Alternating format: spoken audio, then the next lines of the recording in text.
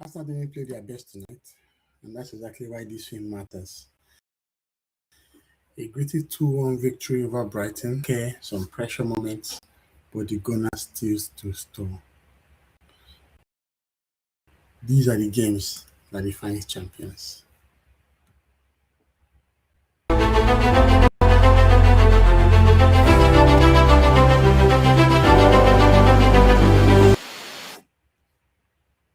Welcome back to All About Arsenal. As you can see, I'm not in my usual man cave with all my jerseys and my pictures and stuff. But what I'll just say is compliments of the season and happy new year in advance to everyone that been part of this journey. To you and your family, hope you guys are doing well. I guess I just have to quickly talk about the Arsenal game against Brighton. It was an interesting one because, as we know, we haven't been playing too well. This was a potential banana skin written on the vibe, right? Stop them in the past. The even has some visitors at the Emirates. The game that was 22 23, yeah.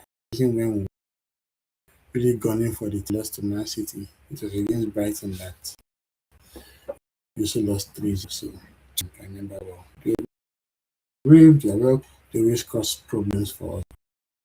But of course, the game was not a flawless game, but it was a professional game. Arsenal did enough in the tank to get a victory, which was all that mattered at that point in time. Let's talk about the lineups. Our defense continued decimated. Time without knowing. I'm actually getting very tired of it. The latest in the storm unavailable for selection and Timber and what's the word to use? That's kind of scary to some pictures showing when Timber was available for selection. But for some strange reason he was not available anymore. So what did we do? We went to the Thomas Partey route, making Declan Rice a right back. Rice is just amazing. He just does so much for the team, and I'm so happy to see him taking one for the team basically to play on the right hand side. But the best news of the whole thing was that Gabriel was on. He had not played for us since early November, almost 2 months. And it was good to see him on the bench. So we had that unfortunate situation with Ricardo Calafiori suffering an injury in the warm-up. And of course, Maslow Kelly came on side, Rice was on the right, Hinkapie and Saliba played together. If you remember, Hinkapie's Crystal Palace, he was nursing that shoulder injury that he had playing for us in the game before. What game was that again? I can't remember, to be honest. But he didn't play against Crystal Palace. Oh yeah, Wolves. Was it Wolves? What else, man? In the midfield, we had Odegaard, Zubimendi. It was quite interesting. I thought that this would be a game he will use Iberici easy, but maybe he wanted some kind of stability in the midfield or something. So we only played on the left 8. Whether of the pitch to the usual suspects, Peter Gyökeres leading the line, Bukayo Saka on the right hand side, and Leandro Trossard, the ex-Brighton man on the left. Trossard got riled up so many times during the game. Just right one of those things, it happens. On the other end, Brighton had bad verbal. Retained this place ahead of last week, and this time we did what to the back 3. Coppola, Dunk, and John Paul Van Heck were the ones that in the back 3. The wing backs were Fedi Kadrioglu and Maxime Dekoupe. While in central midfield, they had Wood and Ayari. Further up the pitch, it was Gruda and Gomez played behind Jorginho Ruta. So it was a standard between Arsenal and Brighton, and the game was quite interesting. So right from the bat, Arsenal had a very big chance. I think Sado that played the ball over the top, and Gyökeres was one-on-one with the Brighton, but the shot he played was very thin. You know, there'll be so much talk of how Gyökeres has not the ball from his teammates, blah blah blah. That was a big chance that he should have buried. Yes, Arsenal's tempo was very high. Yes, our passing was aggressive. Brighton really struggled to breathe. Arsenal smothered the club well. They were moving the ball very quick. 1 second balls, forced mistakes. That was structure and intent from the team, and the scoring was opened when passed to, and he didn't clear the ball well. And I think it was Marino also that won it up the pitch. And the ball got to Saka, who fed the ball to Martin Odegaard, and the look drive pass were brilliant. That was his first goal at the Emirates in the Premier League since February, which was quite crazy when you think about it. When you remember the injuries he has had and stuff. So we scored the first goal, continued to dominate the game, and of course, our best striker in recent week came through again when Declan Rice and Jorginho Ruta inexplicably needed the ball net. Angola has been the Arsenal for quite some time, and it was good to see him in action again. The first half was really good. Arsenal had many chances, to get a victory. Gyökeres had a couple of shots. Had some good chances as well. Excuse me. Sorry, it's quite late. This 11. I should be sleeping right now. But please,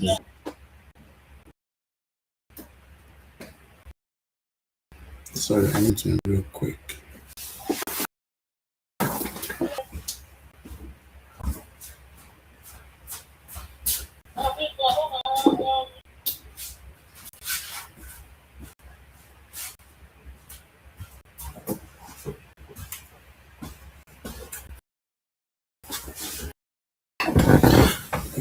Apologies. So we dominated the first half, showed great control, did what we expect from us as a team playing at home. But what we saw in the second half was totally different. And I think this has been in recent time. We have been dipping a lot in the second half. Our intensity gets dropped, our lines become stretched, and just like the game in the Carabao Cup, we kind of give our opposition some level of confidence in the game. Brighton came back, they pulled up one through mesh. It was a shot that was first fired that he clipped the post. Rice was not his presence per se. And when Gomez scored that goal, you could see how the Emirates got rattled by it. The nerves were coming up. Arsenal kind of stopped controlling the game, started defending the scoreline. There was some kind of improvement that needed to have shown. Unfortunately, it wasn't there, and Brighton kind of took the initiative and scored that goal. And of course, save from David Raya. It was Jan Kubamente who kind of did some very, very, very in the attacking third and all this ball that was certainly going to go into the net. Arsenal's goalkeeper just reacted with safe as you'd expect from him, which was quite good. And of course, these are the kind of in the game. Raya, times that number has really stepped us for us when it mattered. And it was good to see what he did there.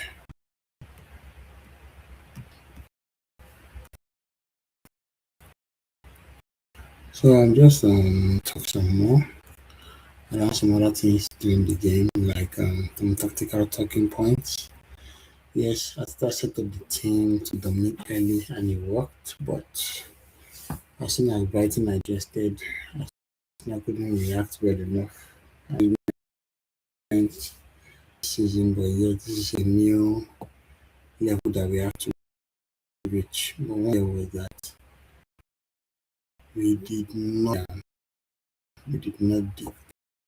These were the games last season where and for some reason we just struggled the position come back and happen. So that kind of makes me very happy to see the level of maturity that has been shown by the lads. So let's look at player ratings. That gets a 7 for me. That was an amazing save. I only wanted to give him an 8. My first 7 was fair. He was relatively untested, but when he was called upon, he came through. Declan Rice playing an unusual orthodox position in right. He midfield a lot, but Declan Rice things. Moving forward, defending, of course, amazing set pieces. It was his lovely set piece from the right hand side that led to the second goal. It turned out to be the mad guy on goal. Saliba, always, Rolls Royce defender doing Rolls Royce things. But you could see how elated he was when Gabriel came onto the pitch. That was such a good thing because he had really missed his partner in crime. Nkapi did very well, centre back alongside Saliba, worked very well with him. He kind of gave real Kivior vibes. I think he did better than Kivior in my opinion. And then we saw Luis Kelly. His versatility came back on show as he went to left back, allowing Gabriel play alongside Saliba. And from that, Luis Kelly, he gets a 6 from me. This wasn't really an impressive outing from the lad. He has really struggled for fitness. This struggle to win. So I think he is that he is Atletico Madrid out, but honestly, he has not really cooked as would have liked him to. Odegaard gets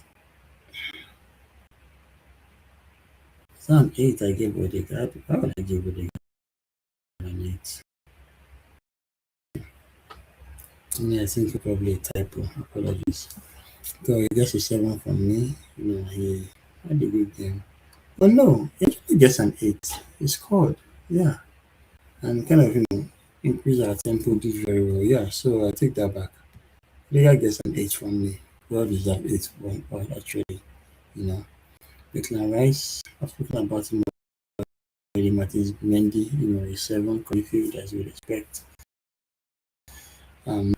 Neither of Richie is a impact in the game. Yes, he didn't really contribute that much offensively, but he had the combative display that helped midfielders like Brighton were coming up with. I'm sure Ezekiel would have done well as well, but he didn't really contribute defensively. And I think that's the reason why we didn't Merino in the game. Because I got my man of the match, he gets an 8. Lovely assist for Martin Odegaard and continue to talk and press, going to get some chances, going to create key passes. Like I just on another planet, and I really wish he scored, but it turned not to be. Gyökeres gets a 6 from me. Yet another disappointing game from Arsenal number 9. Gabriel Jesus came on yet again as a sub for him. But Kai Havertz coming back soon. I don't see Gyökeres retaining his place in the team. He has had way too many opportunities as a centre forward for the club to really be trusted, and I'm very sad and seeing I love with Gyökeres. And I think he's an amazing player, but for some reason he's not just working with us. We just keep trying and we'll see where that takes us. Of course, Trossard gets a 7. He was quite wild up by the Brighton fans. The one time when he had a chance to pass, but he wanted to just drip and showboat. We need to prove to them that, I don't know, giving them a big, I don't know. But he had the 7 not bad opportunity when he was subbed by Martinelli, who had a great chance to score from yet another Saka keepers, but he contrived to miss.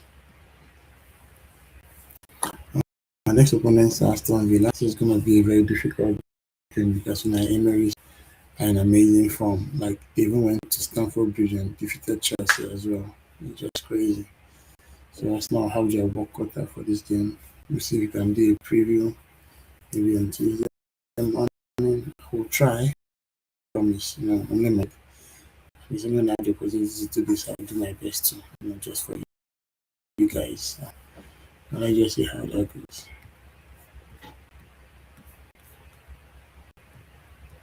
So, who was the man of the match? This was a game that was very important for the title. We had in mind that Man City won initially against Nottingham